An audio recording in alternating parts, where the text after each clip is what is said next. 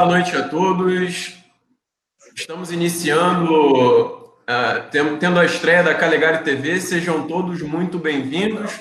O entrevistado de hoje é o presidente do Conselho Federal de Contabilidade, Zumir Breda. É um prazer enorme estar com ele aqui hoje, estreando o nosso canal, que vai ser tão promissor e levar bastante informação para toda a população. O objetivo é esse, e no futuro, na semana que vem, teremos um excelente convidado também, que é o presidente José Adriano, da Federação das Indústrias do Estado do Acre. Então, Zumir, fique à vontade, manda uma boa noite aí para todos os nossos convidados. Obrigado, Matheus. Boa noite a todos os colegas internautas que nos assistem nessa noite. Queria cumprimentar a todos vocês e a você, Matheus, em especial, aí, pelo lançamento, né, do seu canal de TV, agora nas redes sociais, no YouTube, Facebook, Instagram.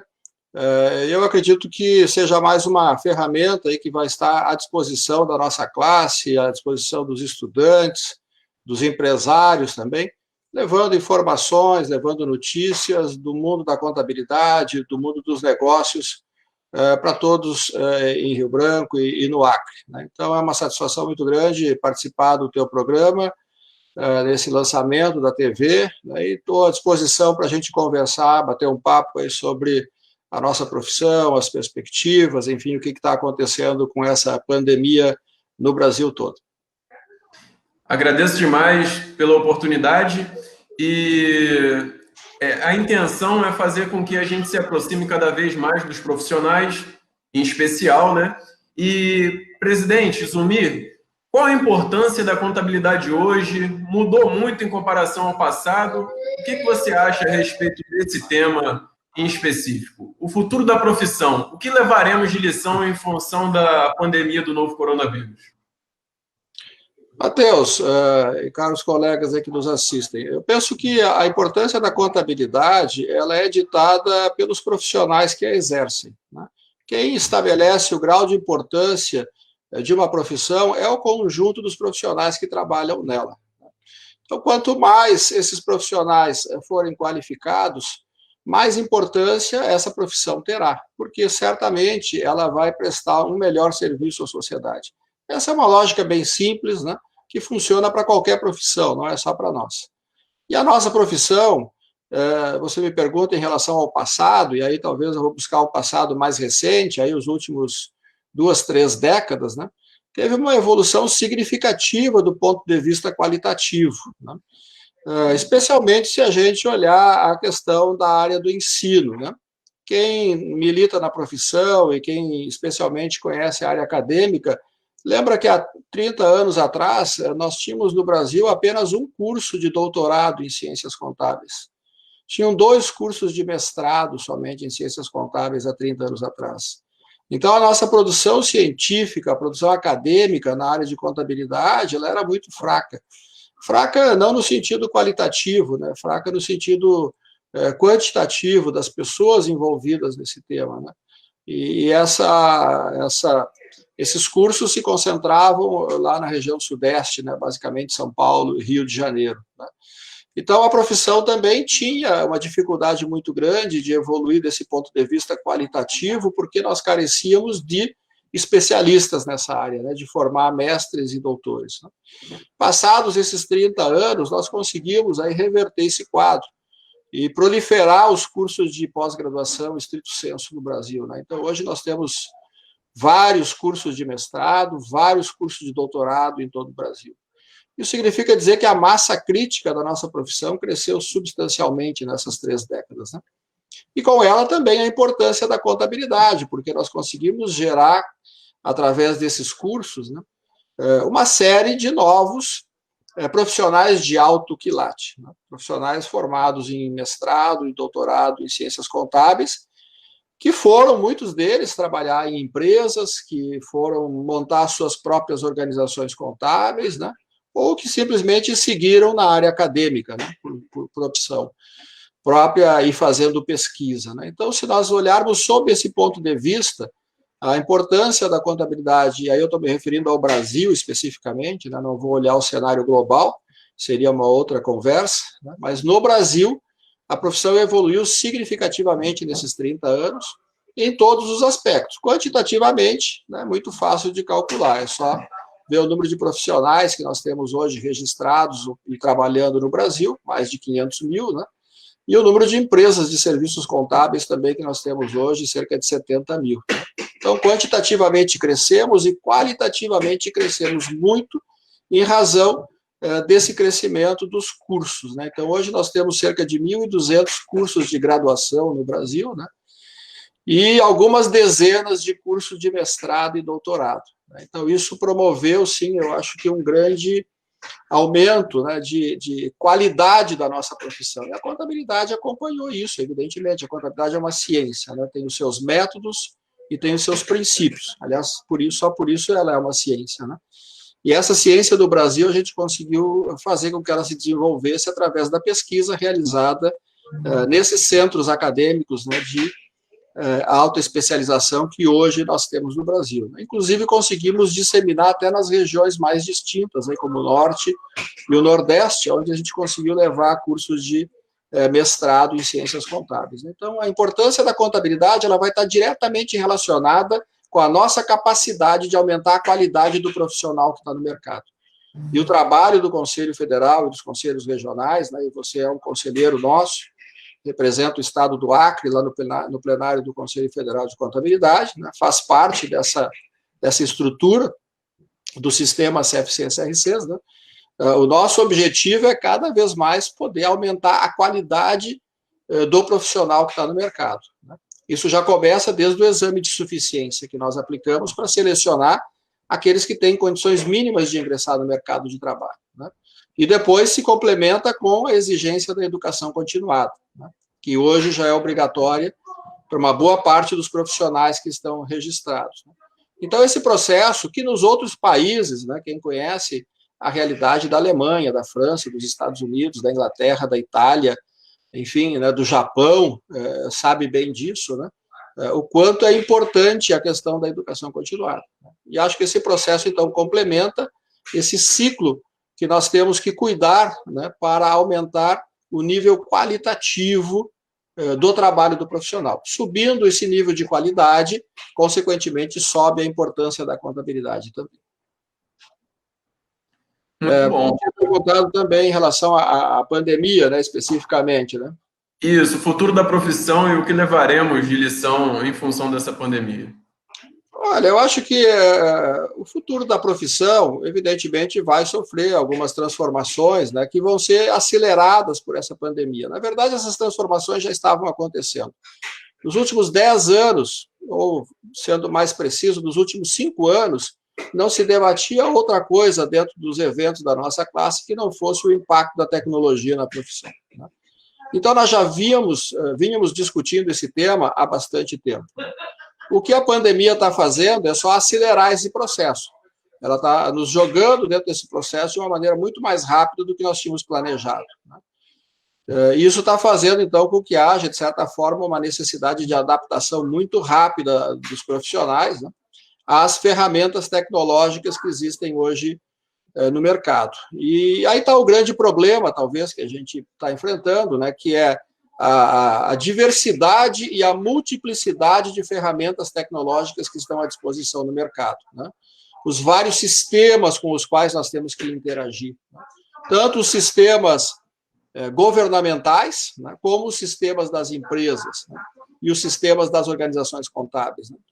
Então, são vários sistemas tendo que interagir muito rapidamente, se adaptar, né, para poder conversar uma mesma linguagem. E aí a gente vê quantos problemas nós estamos passando agora, nesse momento, aí no nosso país, né, para poder implementar, por exemplo, essas medidas que o governo tem baixado nesse período de pandemia, né?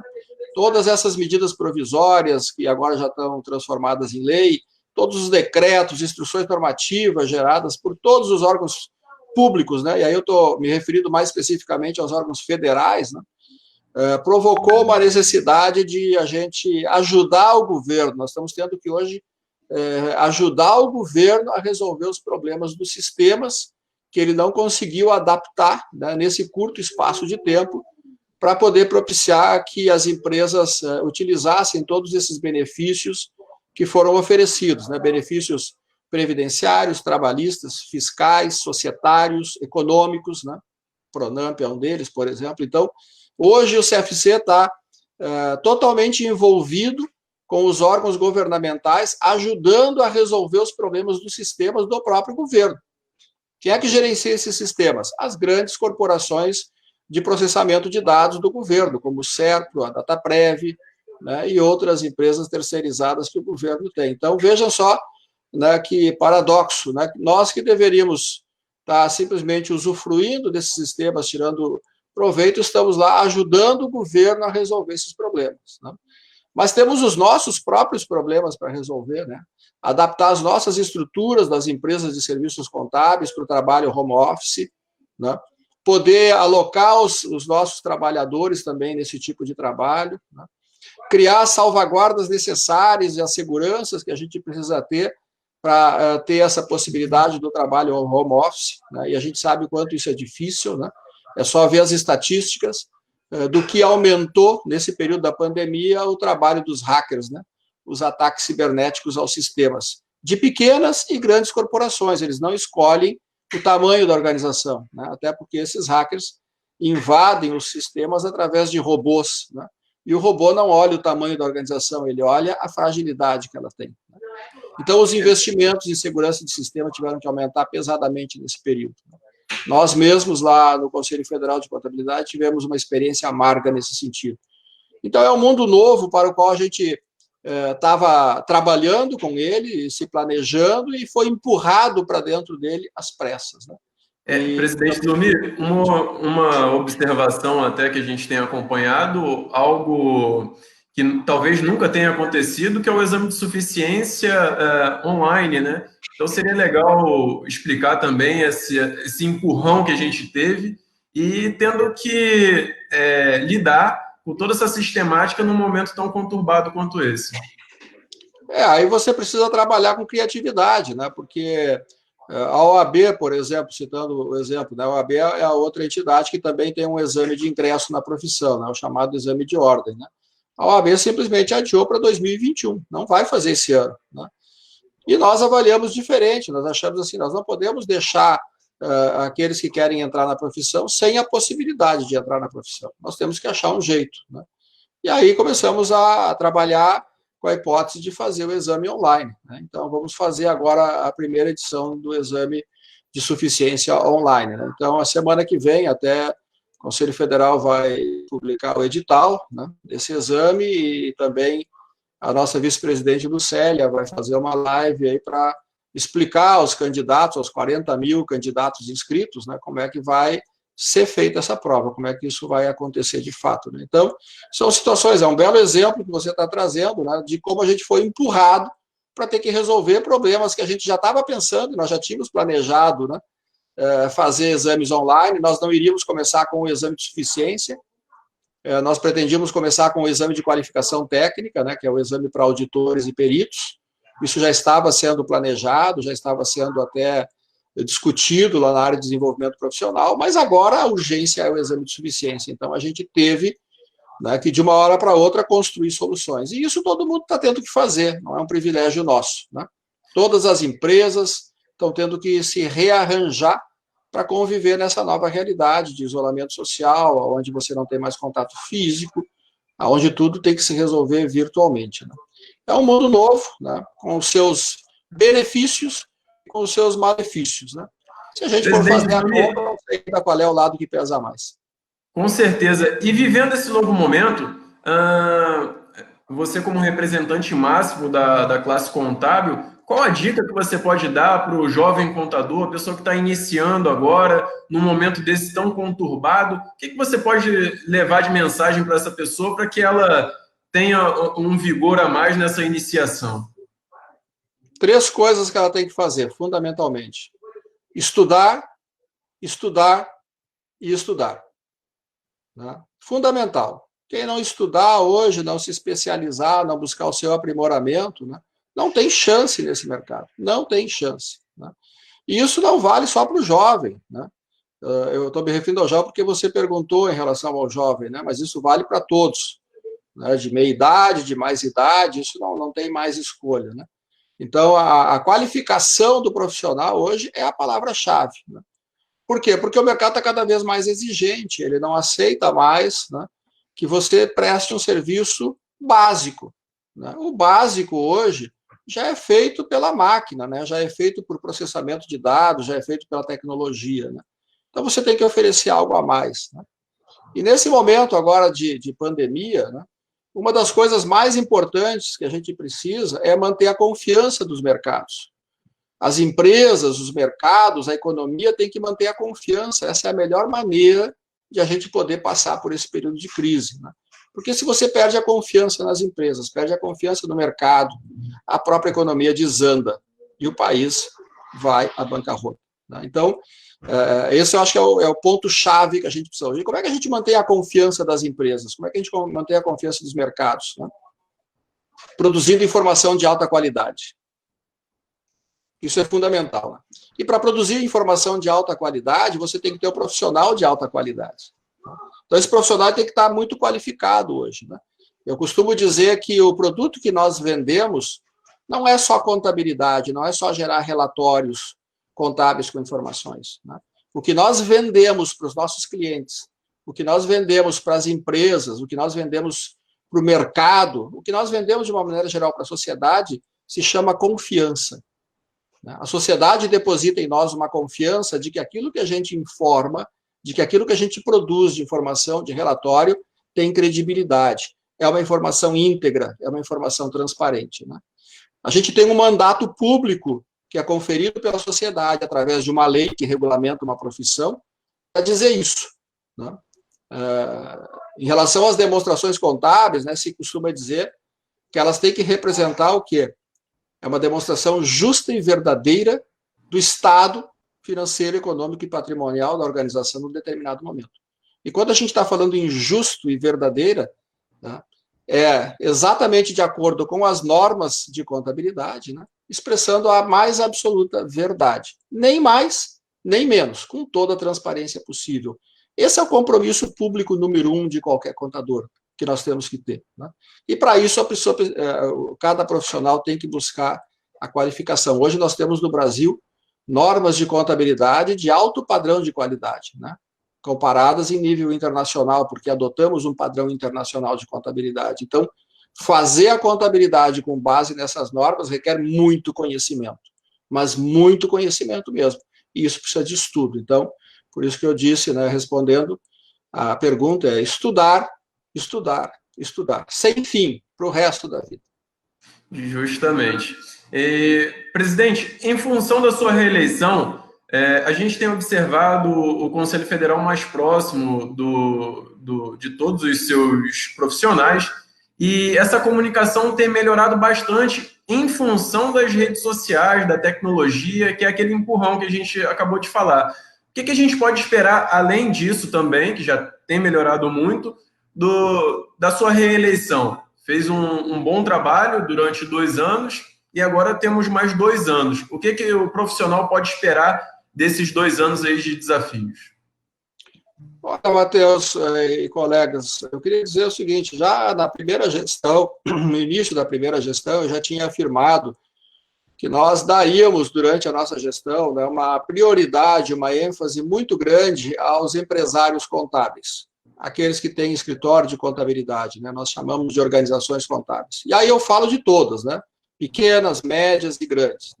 Por que a gente daria uma atenção? Porque elas hoje, essas organizações contábeis, são responsáveis, né, por cuidar de quase 10 milhões de micro e pequenas empresas no Brasil, né? E são essas as grandes geradoras de emprego no Brasil. Então, cuidando das organizações contábeis, a gente vai estar também cuidando das micro e pequenas empresas brasileiras. Então, nós colocamos esse lema na nossa gestão para que a gente nunca esquecesse de dar uma atenção especial a elas, né? E hoje o que a gente está fazendo é isso, né? Cuidando e ajudando essas empresas de serviços contábeis para que elas consigam, acima de tudo, melhorar o seu potencial de serviços, né? Melhorar o seu portfólio de serviços, melhorar a qualidade do serviço que presta, né?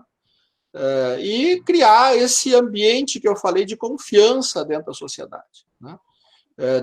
Mostrando um novo perfil para as empresas, para o mercado, né, do que a profissão pode efetivamente oferecer, né, em termos de serviços profissionais. Então, esse tem sido o nosso mantra, especialmente agora nessa segunda gestão, né, de dar essa atenção. Então, a gente movimentou muito essa questão, em primeiro lugar, de trabalhar com as redes sociais, porque a gente sabe que isso hoje chega direto no profissional, né, mas usamos os veículos tradicionais também de comunicação.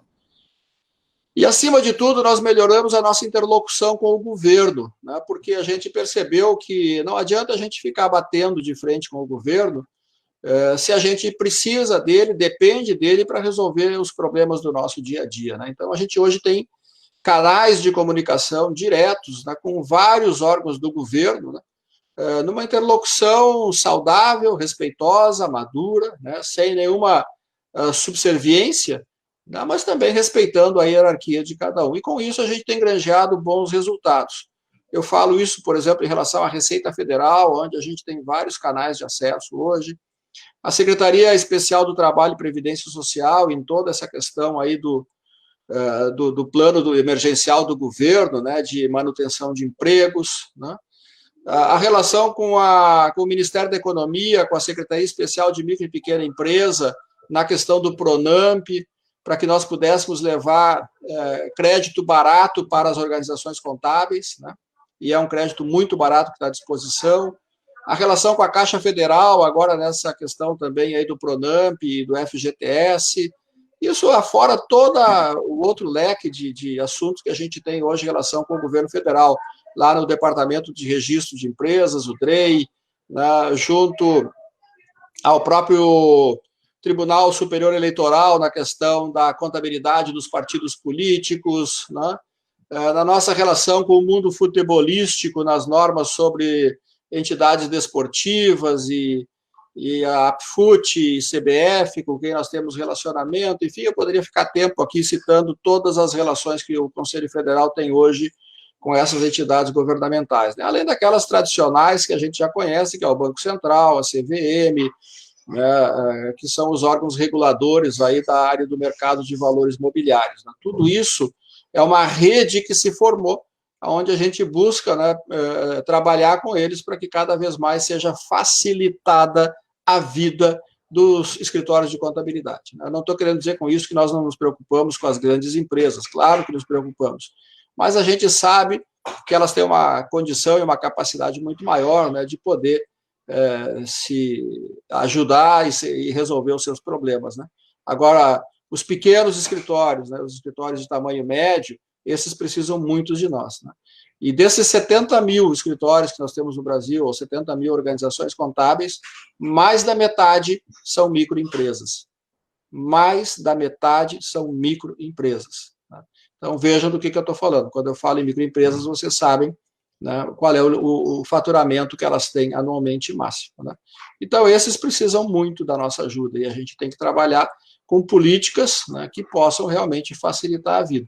Mas também não significa dizer com isso que a gente vai aceitar, né, que por ser pequeno possa prestar um serviço ruim. Não. O fato de ser pequeno não quer dizer que vai prestar serviço ruim. A qualificação do escritório de contabilidade, da organização contábil, ela não depende da quantidade de pessoas que trabalham nela e nem da quantidade de clientes que tem, né? Depende da vontade dos seus donos, dos seus sócios, né, dos seus empreendedores, de querer efetivamente prestar bom serviço. E a gente conhece muitos escritórios pequenos, né, que oferecem um serviço de alta qualidade, de alto padrão. E, consequentemente, cobram honorários melhores, cobram bons honorários, né? Aquele que presta um serviço ruim ou de uma qualidade inferior acaba tendo que ter muito mais clientes para ter a mesma rentabilidade daquele que tem menos clientes, presta um serviço bom, né, e tem uma rentabilidade igual. Então, quando é o que a gente vê, presidente, normalmente os escritórios pequenos têm um serviço personalizado, né? Então, consequentemente, um honorário mais alto, e aí eles conseguem se adequar ao mercado, né? Eu acho que vai muito dessa qualificação, né, Matheus? Porque se o profissional não busca essa qualificação, ele vai acabar prestando aquele serviço básico, como a gente diz, né? E esse serviço básico é um serviço barato, que não dá uma rentabilidade boa. Então, ele acaba tendo que ter muito mais clientes para poder ter uma rentabilidade razoável. E aí ele se estressa demais, porque você tem que cuidar de um monte de empresas ao mesmo tempo, né? Então, é um jogo bem interessante, é o jogo da concorrência, né? Aquele que tem mais qualificação, que oferece um serviço melhor e cobra mais, ele com muito menos clientes, ele consegue ter uma rentabilidade boa e tem uma vida muito mais regrada, muito mais adequada em termos de tempo de trabalho que ele tem, né? Então, é uma escolha que cada um tem que fazer. Qual é o nosso papel enquanto conselho profissional? É mostrar essa realidade para ele. Olha, você tem um caminho a seguir. Você quer seguir esse caminho? A gente ajuda, né? Os cursos estão aí, o programa de educação continuada está a pleno vapor. A cada ano nós estamos incluindo novos segmentos, né? Em breve, todas as organizações contábeis cadastradas no Conselho terão que ter os seus responsáveis técnicos dentro do programa de educação continuada, todas, pequenas, médias ou grandes, né? Por que isso? Porque a gente quer melhorar a vida do profissional e a gente sabe, por experiência, pelo exemplo mundial que tem nos outros países, que o único caminho é o da qualificação, não existe outro. Com certeza. Presidente, estamos caminhando, infelizmente, para o fim da entrevista, mas a gente tem observado no sistema como um todo uma renovação bem grande do quadro de conselheiros, né? Muitos jovens ingressando, muitas pessoas participando de comissão, é extremamente importante a participação maior dos profissionais.